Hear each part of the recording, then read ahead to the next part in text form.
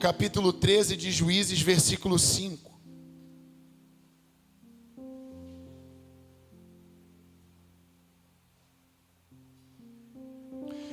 E não se passará navalha na cabeça do filho que você vai ter, porque o menino será nazireu, consagrado a Deus desde o nascimento.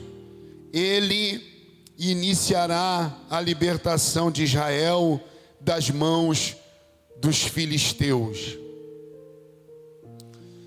Você vê que em todo o tempo Deus vem querendo libertar as pessoas da escravidão. Quem está pegando isso aí? Da escravidão. O povo estava escravo lá no Egito. Deus usa Moisés para tirar o povo de lá, porque o clamor daquele povo estava chegando até a Deus. O clamor, o choro, porque eles estavam cativos lá no Egito.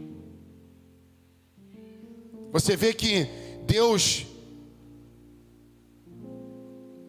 ao longo do tempo, tem lutado para que as pessoas sejam livres. Deus lutado, sim. Mas Ele é o Todo-Poderoso de Israel. Ele é o Deus que criou o céu e a terra. Mas Ele tem lutado para ver eu e você livre. Inclusive livre do pecado. Sendo livre da mentira, do engano. Agora, Deus fala com uma mãe e com um pai, mas específico com uma mãe, escreve esse versículo aqui. E não se passará navalha na cabeça do filho que você vai ter, porque o menino será nazireu, consagrado a Deus desde o nascimento, desde o ventre. Ele iniciará a libertação de Israel das mãos dos filisteus. Você sabe que Deus vai escolhendo as pessoas e vai levantando essas pessoas ao longo do tempo. E parece, muitas vezes a gente se sente menosprezado e a gente acha que Deus não chamou a gente, que a gente não vai chegar, que a coisa não vai andar. Mas você sabe que Deus chama aqui Sansão, que era esse menino que estava ali no ventre daquela mãe, e ele diz para aquela mãe: não vai passar navalha, não vai cortar o cabelo dele, porque ele é nazireu, escolhido desde o ventre. E você sabe que Deus tem um propósito na vida de cada um. Você vê que quando Deus fala para aquela mãe do filho que estava dentro do ventre, Ele já diz qual era o propósito desse filho: libertar Israel da mão dos filisteus. Porque Israel era oprimido pelos filisteus. Porque Israel plantava, colhia, os filisteus vinham, roubavam. Os filisteus se levantavam contra Israel. Era inimigo, de Israel. Então Deus agora levanta Sansão e diz para aquela mãe: ele é escolhido, ele é separado.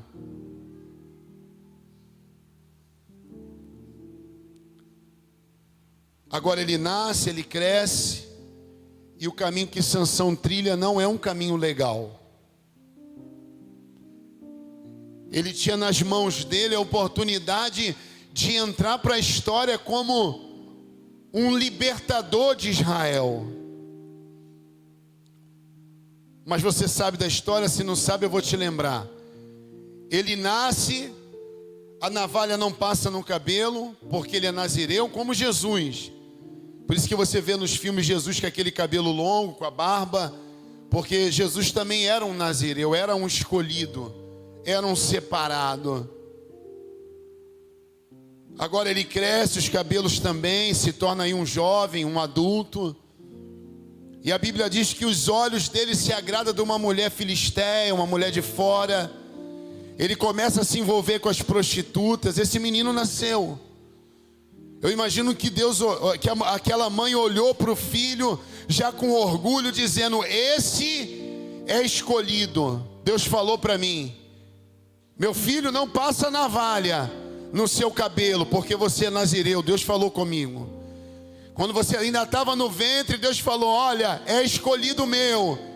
E eu tenho um propósito na vida dele: é libertar o povo de Israel da mão dos inimigos filisteus. Agora ele vai crescendo, ouvindo aquilo da mãe e do pai, mas ele não segue o rumo que os pais ali estavam dizendo. Eu não sei o que aconteceu no meio do caminho, mas eu sei que ele não se tornou um libertador como Deus havia planejado para ele. Você sabe que hoje eu vou falar a gente vai cear, mas eu quis falar desse assunto porque Jesus nasceu com um propósito e morreu e ressuscitou com um propósito. Alguém está pegando?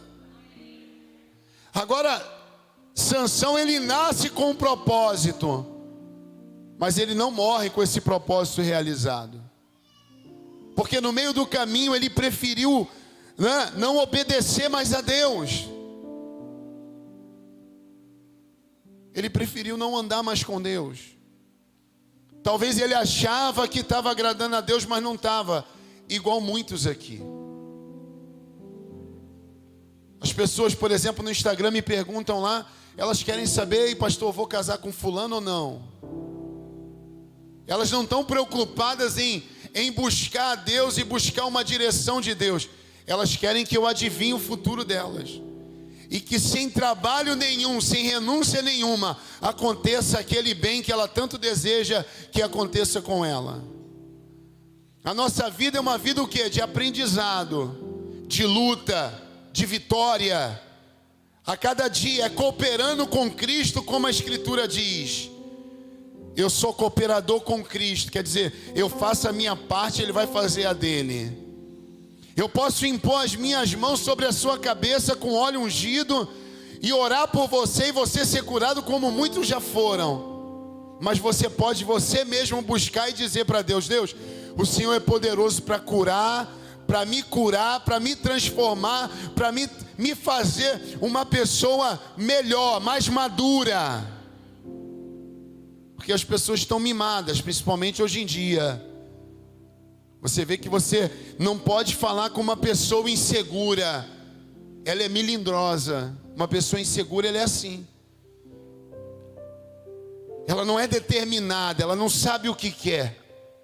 Então você, enquanto vai dizendo sim para ela, ela vai aceitando, muito legal. Mas se um dia você disser não, ela já se aborrece. Porque ela é insegura. Porque ela não sabe o que quer, ela não sabe onde ela quer chegar. Ela fala, mas não coopera para que isso aconteça. Ela não está disposta a renunciar ao mundo, às amizades, às próprias vontades. Como Jesus falou: quem quiser vir após mim, negue-se a si mesmo. Carrega a sua cruz, agora sim me segue. Hoje as pessoas querem seguir a Jesus sem renunciar a nada. Elas querem servir a Jesus da maneira delas, cheias de vontade. E quando é confrontada pelo pastor, pelo irmão da igreja, pelo marido, pela esposa, ela não para refletir. A minha esposa muitas vezes fala comigo algumas coisas e eu digo assim, na hora eu fico nervoso, eu não falo com ela, mas na hora eu engulo aquilo ali, ela me orientando, ela: amor, mas não é assim. Pensa bem, lembra aquela vez e tal, é melhor fazer assim, assim, assim e tal, por causa disso, por causa daquilo. Eu olho aquilo assim, porque eu quero sempre ter razão, mas eu engulo aquilo assim e eu estou disposto a aprender mais um pouquinho. Aí eu vou mastigando aquilo que ela falou comigo e tal, aí passa assim, aí eu viro para ela e falo assim: amor, você tem razão, é melhor a gente ir por esse caminho. Pastor, mas quem manda é o marido. Não, eu e a minha esposa aqui, a última palavra ela sempre vai falar comigo. E aí, o que você acha? Mas aqui a gente anda junto. Mas quando não é do meu jeito, eu respeito também. Quando não é do jeito dela, ela respeita também. A gente está disposto a aprender. A gente está disposto a ouvir. Você vê? Às vezes eu falo alguma coisa aqui, a pessoa não quer nem ficar me ouvindo. Se ela pudesse, ela saía correndo ali. Ah, não, por quê? Porque confrontou o coraçãozinho. Ela não gostou de ouvir. Ai, mas eu não gostei do que o pastor falou. Meu irmão, são essas situações que te confrontam. É onde você precisa mudar. Você já parou para pensar? Às vezes você é uma pessoa terrível, você ainda não se percebeu. É aquele espalha a rodinha, né? Quando chega assim, o pessoal já vai saindo um para lá, um para cá. Fala para Deus, Senhor, mostra a pessoa que eu sou. Eu quero ver. Porque talvez eu não estou enxergando quem eu sou. Eu estou achando que eu sou uma pessoa super bacana, super madura, sei lá. E eu não sou nada disso. Me ajuda, me mostra. Olha lá para o espelho, fala com Deus. Agora não se assuste com o que Deus vai te mostrar. Porque Ele vai te mostrar alguma coisa que com certeza vai te confrontar. Mas e aí? E aí Ele vai trabalhar em você. E aí você não vai se envolver mais com mulher filisteia. Quem está pegando isso aí? Você não vai se envolver mais com aquilo que é errado. Você não vai se envolver com a amizade errada, com os miolo mole dessa vida. Meu irmão, a Bíblia não mudou. Mentira continua sendo pecado. Prostituição continua sendo pecado. Adultério continua sendo pecado. Não mudou não. Entendeu? Fornicação continua sendo pecado. Você sabe o que é fornicar? É não ser casado e ficar se relacionando sexualmente por aí, como se fosse casado. Entende? Adultério é você estar com um homem de outra mulher ou a mulher de outro homem. Mentira, tu já sabe o que é.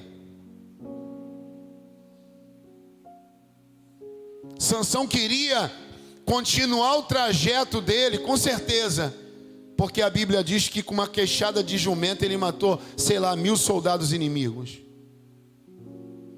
Quando ele orava, ele buscava a Deus, a força de Deus vinha sobre ele e ele vencia aquele momento ali. E aí, pastor, Deus foi deixando, foi dando corda, foi ensinando ele. Talvez ele se apegou naquela promessa. Talvez ele se apegou no que a mãe dele disse. Olha, você quando estava na barriga, Deus olhou para mim e falou: esse é Nazireu, é escolhido. Talvez você ouviu uma profecia, até o que eu falei uma vez, ou um outro pastor, uma outra pessoa, que Deus vai mudar a sua vida, já viu? Olha, Deus vai mudar teu casamento. Aí a pessoa vai toda alegrinha para casa, só que ela não mudou em nada para esse casamento ser mudado. Mas ela está acreditando naquela profecia que eu creio que até era de Deus. Só que talvez o profeta não soube se expressar. Era para ele dizer: olha, Deus está mudando o teu casamento, mas você tem que cooperar, tá? Porque se você chegar agora lá na tua casa e falar para o teu marido: ó, o pastor falou tudo, e ele falou: esse homem é você, tá? Você é todo errado, você é isso, você é aquilo. Você está estragando todo o processo que Deus talvez está começando na sua vida. Sansão nasceu com um propósito, talvez ele estava olhando para o propósito, mas ele não estava decidido a obedecer a Deus. Porque você vê que ele fazia tudo de errado, e ele dizia consigo: com certeza, a força está comigo. E eu imagino que muitas vezes ele usava daquela força para testar. Deixa eu ver se Deus está comigo ainda. Opa, eu tenho a força ainda, Deus está comigo. É aí que muitos erram e se enganam. Poxa, tá vendo? Deus me abençoou, abriu uma porta. Mesmo no caminho errado, mesmo sem mudança, Deus é misericórdia. A pessoa vai testando, olha, Deus é comigo, olha o que Ele fez através de mim, olha o que Ele fez para aquela pessoa através da minha vida. Meu irmão, minha irmã, a Bíblia diz que sem santidade ninguém verá a Deus. A Bíblia diz que aquele que é santo, santifique-se mais. Você precisa se purificar. E como? Buscando a Deus, lendo a palavra, vindo para os cultos, estando aqui junto. Renunciar ao pecado, renunciar a esse mundo, renunciar às desamizades erradas. Entendeu? Às vezes está dentro da igreja, é uma amizade errada, dentro da igreja. Você está pensando que aqui dentro da igreja só tem gente boa? Às vezes tem gente ruim. Quando a Bíblia diz que Jesus vai arrebatar a igreja, Ele está falando não é da igreja IAF, nem da igreja Assembleia, nem da igreja Batista. Não, Ele está falando da igreja do Senhor, lavada e remida. Ele não está falando de uma instituição. Porque naquele dia vai ter uma grande surpresa. Eu fico vendo que às vezes alguém quer ficar me ensinando assim uma coisa. Eu falo, meu Deus, essa pessoa nem mudou de vida. Quando alguém vem falar, pastor, mas o fulano falou, eu falo logo, essa pessoa serve a Jesus, dá um bom testemunho? E não, está até nessa vida aí fora. Eu falei, então ouve o que eu estou falando que você vai se dar bem. Alguém está me entendendo aí? Diga amém. Você sabe que agora Sansão, ele vai crescendo e tal, se relaciona com algumas mulheres. Ele come daquele mel, né? Daquele leão lá que ele matou lá. Ele come daquele mel. A abelha vai lá e faz não sei, na carcaça. E ele vai lá, a Bíblia diz que ele não podia tocar em nada que era morto. Ele foi fazendo aquelas coisas erradas, achando que não ia surtir nenhum efeito. Não, Deus é comigo, Deus é misericórdia. Até que ele se encontra com Dalila, se apaixona por Dalila, aí você sabe da história. O problema de Sansão não foi tão a Dalila, mas foi a distração que ela causou para ele. Às vezes você não está chegando onde Deus quer que você chegue. Por quê, pastor? Porque a Dalila está te distraindo. Quem está pegando isso aí? A Dalila está te distraindo. A Dalila é um problema aqui, uma situação da família ali, ou uma Dalila mesmo, ou um Dalilo. Um Dalilo está te distraindo. Um homem errado, uma mulher errada, está tirando você do foco. Porque enquanto Sansão estava lá, o povo de Israel estava sendo oprimido pelos filisteus. E estava lá Dalila fazendo carinho, contando historinha para ele. E ele fazendo aquelas brincadeiras com ela lá de... onde é que está a tua força? Minha força está nisso, está naquilo. E sendo distraído ali pelo diabo. E o propósito que Deus tinha na vida dele já não estava acontecendo. Quem sabe você está sendo distraído por esse mundo ou por essas pessoas, pela internet, pelo celular, pelos amigos errados, pelas pessoas erradas, e você está retardando aquilo que Deus tem para fazer na sua vida.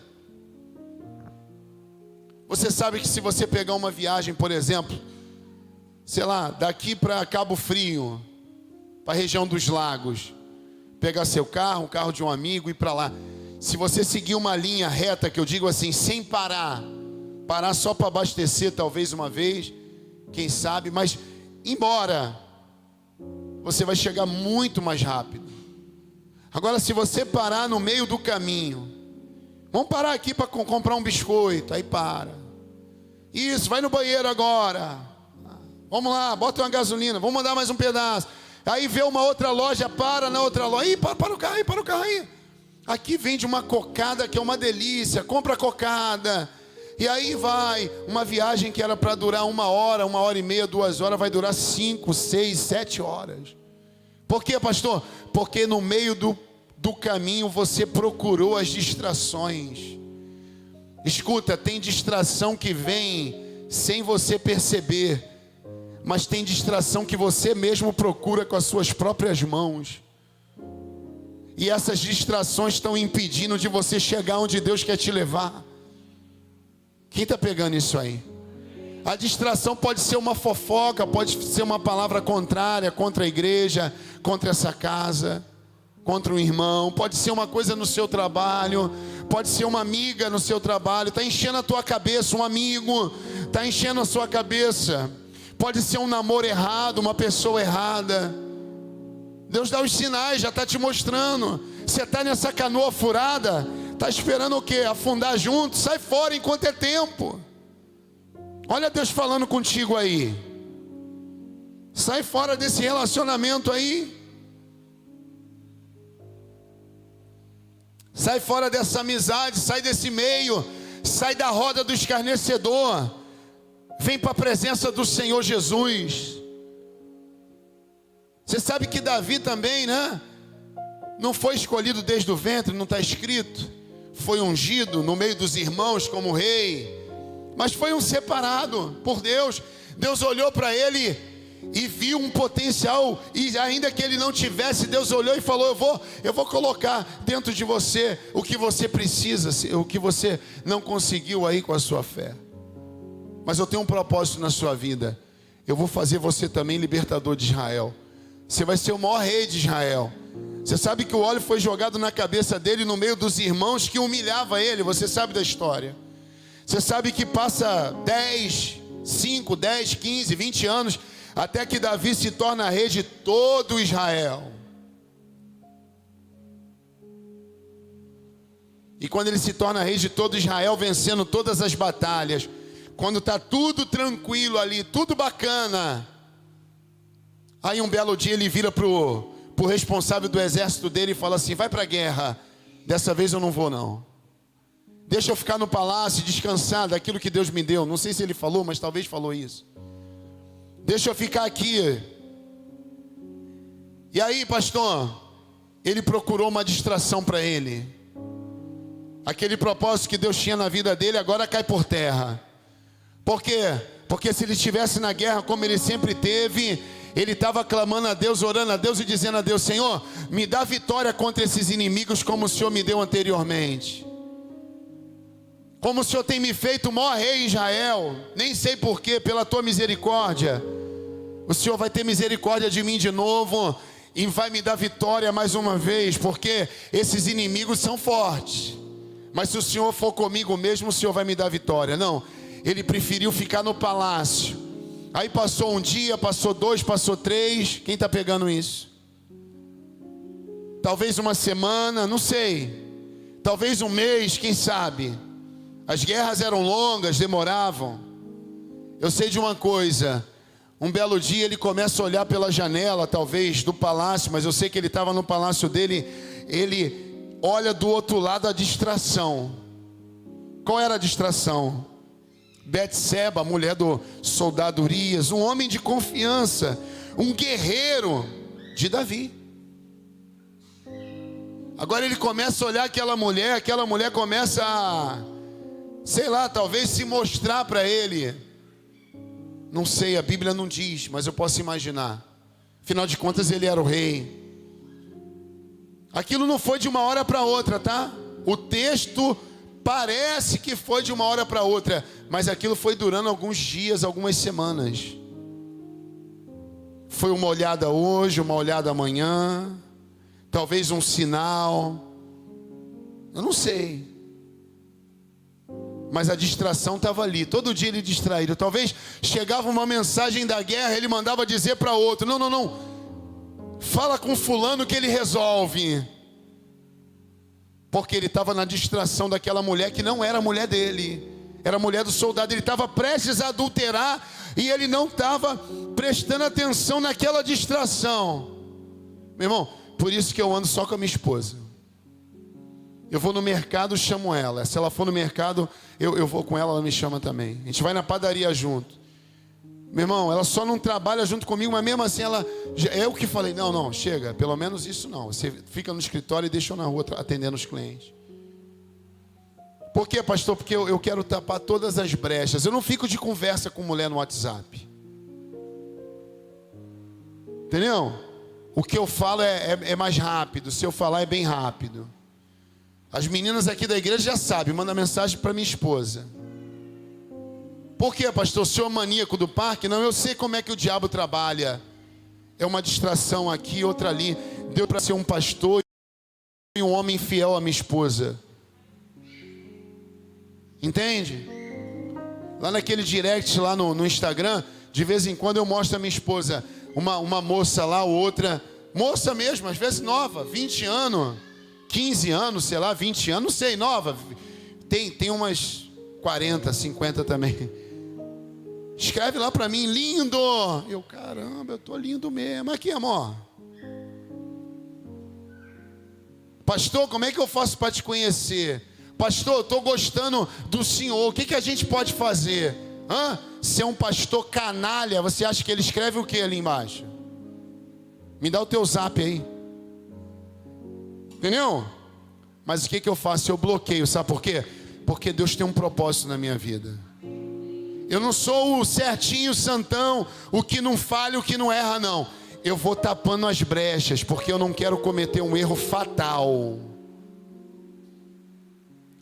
É erro fatal. Olha para mim aqui, ó. Fica emplorado no corpo. Você pode tomar banho, meu irmão, que o troço pode ter certeza que não vai sair.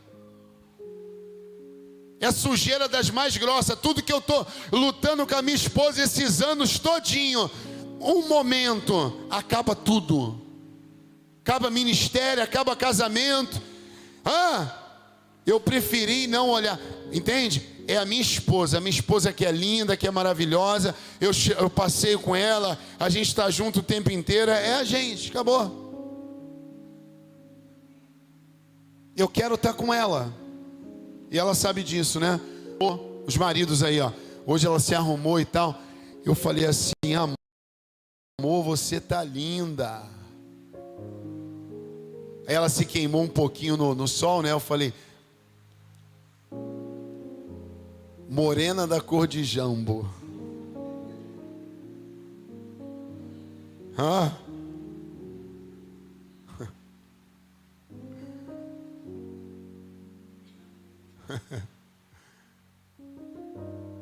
Entende? E aí tem gente. Você sabia que tem gente que não fica na igreja porque não suporta ver eu e a minha esposa bem? Mas você vai ficar bem em nome de Jesus. O seu casamento vai ficar bem. Quando você casar vai ficar bem. Você que casou e deu errado vai dar certo. Os seus sonhos vão acontecer, vão se realizar. Fica firme. Amém? Agora Davi fica olhando ali e tal, até que um dia, rei, né? Aí ele dá aquele recado, manda um súdito dele, vai lá naquela vizinha lá e fala que eu quero conversar com ela. Percebendo que ele estava entrando na maior furada da vida dele, não estava. Ele já estava cego. Começou de maneira sorrateira, distração, só uma distração. Aí o diabo dizendo assim, agora eu pego ele.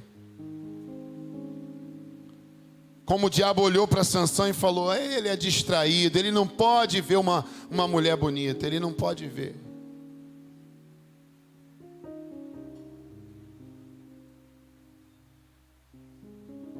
Aí ele, naquela distração, a Bíblia diz que ele se deita com ela. O homem segundo o coração de Deus se deita com ela. Aí essa mulher engravida. Para fechar com chave de ouro, ele manda o marido dela ir na frente da batalha. Manda uma carta para o comandante. Comandante, mas ele vai morrer, mas o rei mandou, deixa ele ir na frente. Aí um belo dia, o profeta vai até a casa dele, até o palácio, chega lá e fala com ele assim, aí, rei Davi, como vai? Tudo bem? E aí, como é que estão as coisas? Bem. Você sabe, aí começa a contar uma história para ele. Você sabe assim, uma pessoa, um homem de muitas posses, com muitos gados, com muitas ovelhas. Você sabe que esse homem, né? Apesar de ter muitas ovelhas, ele vai lá e pega a única ovelha que um outro homem tinha, uma ovelhinha só, e toma para ele, mesmo ele tendo muitas ovelhas, muitas posses. O que você acha que esse homem merece? Esse homem merece a morte. É assim mesmo os julgadores, não é? Eles só olham o defeito dos outros. Na internet está assim, ó. Está assim. Você já viu? Um monte de gente às vezes fala mal de mim e nunca me viu na vida. Sabe o que eles falam? Fala assim: esse pastor nem casado deve ser. Falei, caramba, nem sabe da minha vida. Aquelas pessoas, elas não olham o próprio defeito, ficam olhando o defeito das outras. Aqui não tem gente assim não, isso aí é lá para fora ou na internet. Você vê que Davi estava com esse mesmo sentimento dentro dele. Ele vira e fala assim: esse homem merece morrer. Um homem que faz um negócio desse merece a morte. Estava cego. Agora o profeta Natan vira para ele e fala assim: esse homem é você. Esse homem é você. A ficha cai, aí ele lembra do soldado Urias, ele lembra da Betseba, ele lembra lá da distração que ele ficou se distraindo, olhando aquela mulher lá do outro lado do muro do palácio. A ficha cai e ele pede perdão a Deus. E aí o profeta Natan fala: olha, Deus está te dizendo que você está perdoado, mas a espada não vai sair da tua casa. E Deus diz mais, que o que você fez escondido, seus filhos, sua família vai fazer para todo mundo ver. Mas você está perdoado. E aí, pastor? Tudo que o homem plantar, ele vai colher. Deus perdoa, mas esse homem ou essa mulher vai colher o que está plantando. Você vê o que a distração fez com Davi, o que a distração fez com aquele homem lá, o Sansão. Mas Paulo disse assim: uma coisa eu faço, eu esqueço as coisas que passaram e eu sigo adiante. E eu sigo para o alvo. E ele diz o nome do alvo: é Jesus. Eu sigo para o alvo, que é Jesus. Você sabe disso?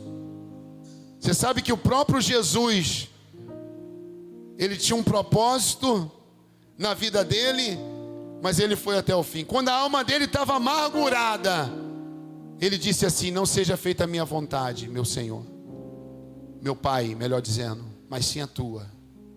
Quando ele estava dizendo: Senhor, se possível, afasta de mim esse cálice, tira de mim essa dor que eu vou sentir, a cruz, a coroa de espinho, as minhas mãos sendo marteladas por aquele prego, eu sendo cuspido, pedindo água, me dando vinagre. Me livra disso, Pai, se for possível. Afasta de mim esse cálice.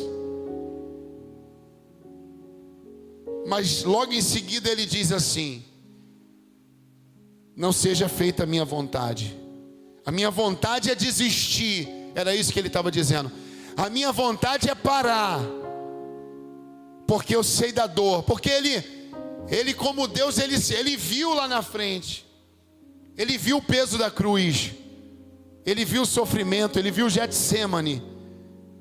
Ele viu o Gólgota. Ele viu sendo esticado naquela cruz. Estamos pegando isso aí, gente? O prego de um lado para esticar até o outro, soltando, deslocando os ossos dos ombros para chegar até o outro furo que foi feito por Barrabás. Ele viu a dor da coroa de espinho entrando na cabeça, por mim, por você. Ele se viu todo ensanguentado, ele viu todo o sangue dele saindo do corpo.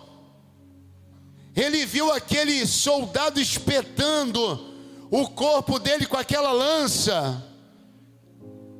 E como o sangue tinha saído todo do corpo, só saiu água. Ele viu tudo. Ele viu ele carregando aquela cruz de mais de 100 quilos. E era só aquela parte que prende o braço. Porque na verdade Jesus não carregou a cruz inteira, ele não teria força para isso. A cruz inteira pesava mais de 300 quilos. Primeiro ele carrega aquela, aí ele não tem força, eu já falei isso aqui um outro dia. Aí ele não tem força para carregar, a Bíblia diz que vem um sirineu, de Cirene, de um local, de uma localidade, fora. Não tinha nada a ver com ele, com os judeus. Não tinha nada a ver ali com aquela situação toda. Agora, talvez eles empurram num jeito de humilhar e falam assim: vai lá ajudar esse nazareno aí, vai. Ele não é o rei. Ajuda o rei aí. Zombando dele, o rei fajuto. E agora aquele sirineu vai, pega a cruz, ajuda Jesus a carregar, meu irmão. Eu falei isso aqui no outro dia: se não tiver ninguém de dentro para te ajudar, Deus levanta alguém de fora para te ajudar. Quem está pegando isso aí? Deus envia alguém. Às vezes você está esperando da tua casa, da tua família, às vezes da igreja. Não aparece ninguém. Mas se não aparecer ninguém, fica tranquilo. Deus envia um sirineu, um que não tem nada a ver com a tua história, para ajudar você a carregar a tua cruz aí por um momento. Agora ele carrega aquela cruz. Ele viu tudo isso acontecendo.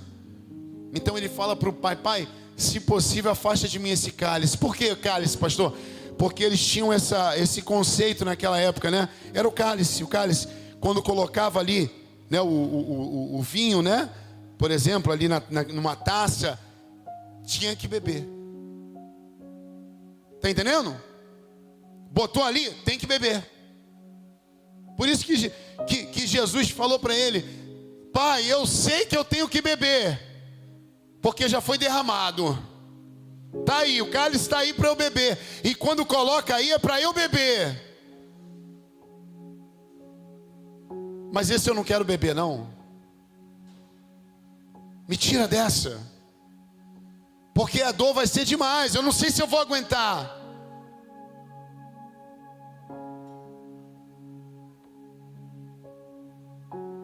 Aí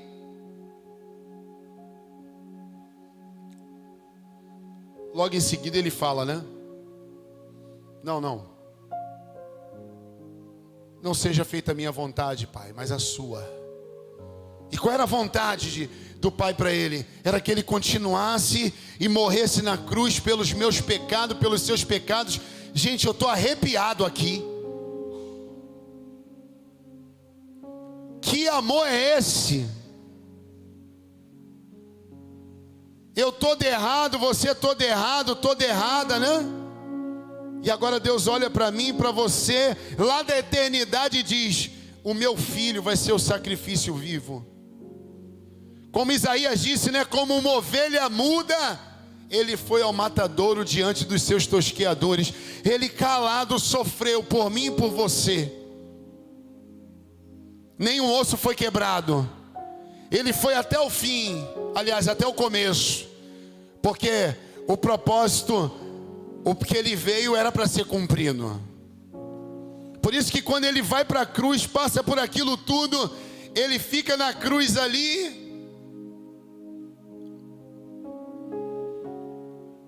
E até que chega uma hora que, quando os ladrões, bandidos, perigosíssimos, que iam para a cruz, né? Quando eles demoravam a morrer ali na cruz ali, eles quebravam a canela do preso na cruz, para o peso arriar e aí comprimir o pulmão, aí a pessoa não ter como respirar e acabar morrendo sufocada.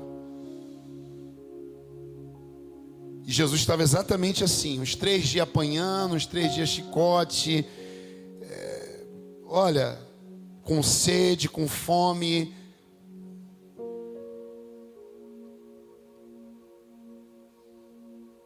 Até que a Bíblia diz que naquele último suspiro ali, ele fala assim: está consumado. Sabe por que ele disse está consumado? Ele estava dizendo assim, ó: o meu propósito aqui nessa terra está cumprido aqui. Essa parte está cumprida. O meu propósito está cumprido. Pastor, como morreu Sansão? Envergonhado, sem o propósito cumprido, com os olhos furados, sendo escravo dos filisteus, zombado, humilhado. Porque quando aquela mulher cortou o cabelo que ele perdeu as forças, a primeira coisa que os filisteus fizeram foram prender ele e fazer dele um burro de carga, um escravo, e humilhar, e rir e zombar. É assim que o diabo faz quando você não persevera no propósito que Deus tem para a tua vida. Ele tripudia em cima de você, ele te humilha, ele zomba, te coloca na sarjeta, acaba com a tua vida, com o teu casamento. Alguns ele coloca na bebida, nas drogas, com 7 demônios a mais. Muitos vão para a rua, vão para a sarjeta literalmente. Por quê, pastor? Porque não aguentou firme no propósito. Vem para a igreja, não, oba, pastor, estamos juntos, tá? Deixa com a gente, abraça e tal, vamos lá. Mas depois parou no meio do caminho. Davi morreu como o maior rei de Israel, mas a família foi um fracasso. Ele não foi bom na família. Foi um guerreiro, foi um líder. Temia a Deus, homem segundo o coração de Deus. Quando ele percebe que ele pecou, vai lá no Salmo 51, Davi. Já vou terminar. É rapidinho. Aqui. Salmo 51. Diz assim. Davi se toca que ele pecou lá com o profeta. Meu Deus, eu pequei. Foi eu, é esse homem, sou eu mesmo. Sou eu mesmo. Aí Davi escreve o Salmo 51. Aqui, ó. Tá aí? 51. Vamos ler um pedacinho? Ele diz assim: tem misericórdia de mim, ó Deus, por teu amor, por tua grande compaixão. Apaga as minhas transgressões. Lava-me de toda a minha culpa e purifica-me do meu pecado.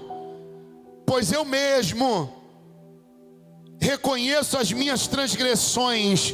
Davi estava aqui arrependido. Quem está pegando isso aí? Tem que ter arrependimento. Aí ele diz aqui, ó: reconheço as minhas transgressões e o meu pecado sempre me persegue.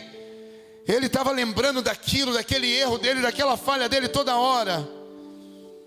Contra ti pequei e fiz o que te reprovas, o que tu reprovas. De todo modo que justa é a tua sentença. Ele estava dizendo: a tua sentença sobre a minha vida foi justa, Deus, porque realmente eu errei. E tens razão em me condenar-me. Sei que sou pecador desde que nasci, sim, desde que me concebeu minha mãe. Sei que desejas a verdade no íntimo e no coração me ensinas a sabedoria. Purifica-me com ensopo e ficarei puro. Olha ele rasgando a seda para Deus. Lava-me mais branco do que a neve serei. Faze-me ouvir de novo júbilo e alegria, e os ossos que esmagastes exultarão. Esconde o rosto dos meus pecados e apaga todas as minhas iniquidades. Cria em mim um coração puro. Ele estava dizendo: Senhor, esse meu coração não é puro, é sujo. Olha o que eu fiz, ó Deus, e renova dentro de mim um espírito estável. Cria em mim um coração puro, ó Deus, e renova dentro de mim um espírito estável, constante, sem oscilar. Quem está pegando isso aí? Vai o outro. Não me expulses da tua presença, nem tire de mim o teu Espírito Santo. Olha a preocupação dele. Mais um. Devolva-me a alegria da tua salvação e sustenta-me com um espírito pronto a obedecer. O espírito pronto o que, gente? A obedecer. É para tu se converter, e eu também. Ele reconhece o pecado dele, e ele está dizendo: Senhor, eu falhei, mas tem misericórdia de mim. Agora Jesus vai até o final e vence aquela cruz. Cadê o pessoal da ceia aí? Vamos lá, pastora, ajuda aí. Jesus morre naquela cruz. Mas antes desse processo todo, Jesus ceou junto com os discípulos.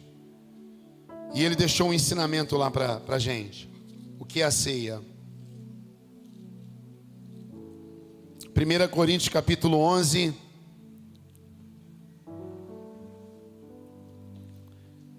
Verso 23.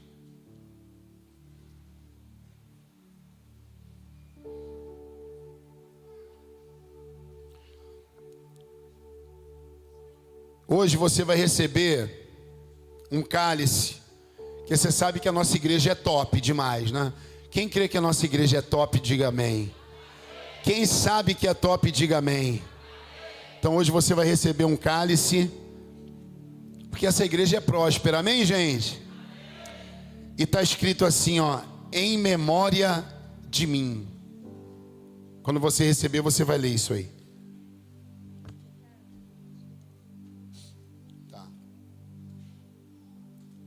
Lê comigo aí o versículo 23. Paulo diz assim, olha, pois recebi do Senhor o que também nos entreguei, que o Senhor Jesus, na noite em que foi traído, tomou o pão. Na noite que Judas foi lá e traiu ele, lembra? Jesus chega com os soldados, 600 soldados pretorianos, para prender Jesus. Igual prender aquele pastor lá, como se ele fosse um bandidaço. Fizeram aquele circo todo, algema e tal. Não muda, né? Prenderam Jesus como se ele fosse um bandido da mais alta periculosidade. Quase não saiu. 600 soldados junto com Judas para prender. Judas vai até ele e já combina e fala, ó, o que eu beijar é esse, pode prender, esse é Jesus. Porque eles se vestiam iguais, os discípulos se vestiam como Jesus. Você tem que ser como Jesus, amém? Caramba, quando eu falei você tem que ser como Jesus, eu achei que o amém foi meio... Você tem que ser como Jesus, amém? Amém. Porque os discípulos andavam iguais. Por isso que Judas falou, olha, o que eu beijar vocês prendem, senão vocês vão prender o cara errado. Porque eles são muito iguais, falam iguais a ele, é tudo igual, ao tipo de roupa, é a mesma coisa. Então quando eu chegar lá, combinou com os soldados, aquele que eu beijar, esse aí vai, vocês podem prender. Aqueles soldados, 600 soldados, quando Jesus chega, ele chega perto de Jesus, Jesus vira para ele, está lá em Mateus, né? Amigo, a que vieste?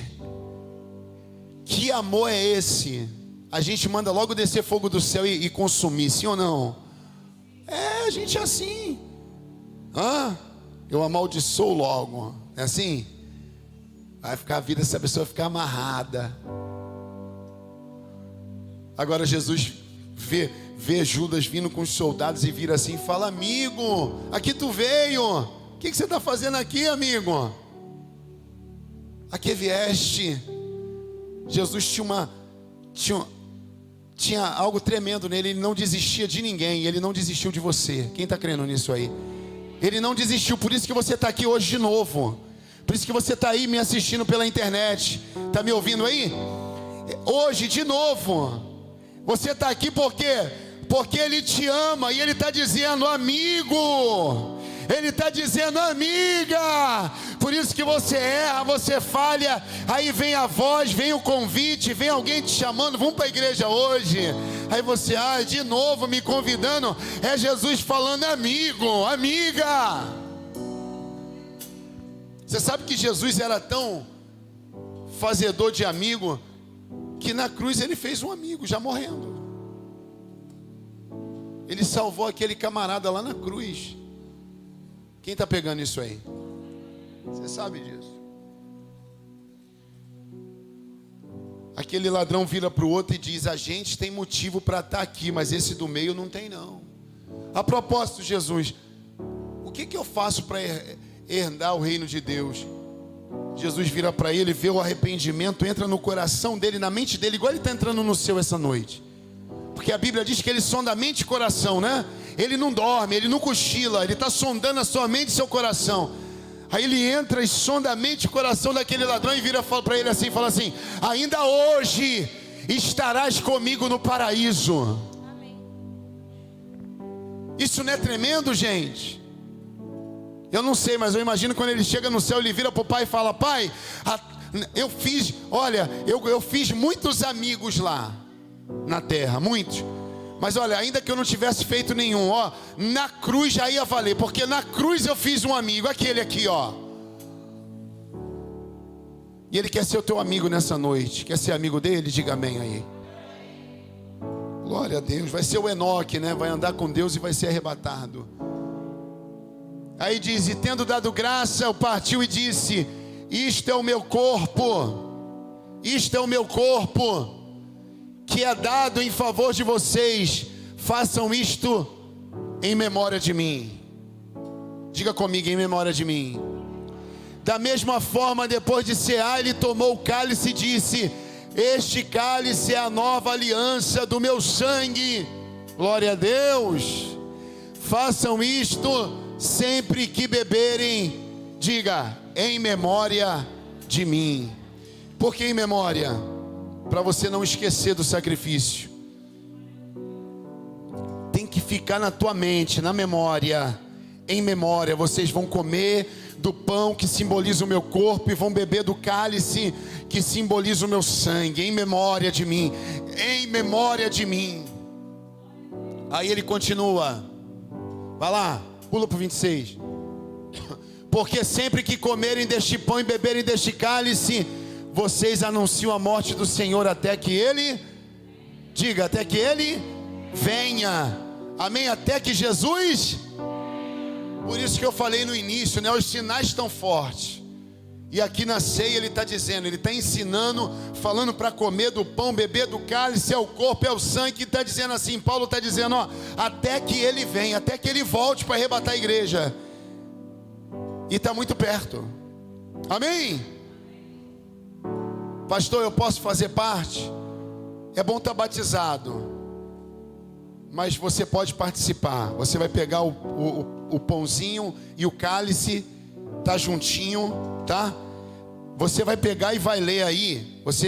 Vamos ler junto isso aí daqui a pouco. Tá em memória de mim. Aí você vai tirar assim um lacrezinho e vai pegar o pão, vai abrir e vai beber do cálice. Amém? Eles vão te entregar. Pastor, eu posso? Examine-se, pois, o homem a si mesmo. É você que vai se examinar aí. Eu não sou teu dono para dizer o que você deve e o que você não deve fazer em relação...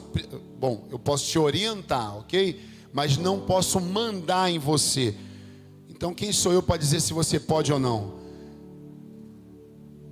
Examine-se, pois, o homem a si mesmo. Depois coma do pão e beba do cálice. Quem entendeu aí, diga amém. Inclina a sua cabeça aí, todo mundo. Você lembra que Davi fez aquela oração do Salmo 51? É uma oração. Então pede perdão dos seus pecados aí. Isso, fala com Deus. Senhor, perdoa os meus pecados, perdoa as minhas falhas, perdoa as minhas transgressões. Fala com Deus, tenha misericórdia de mim.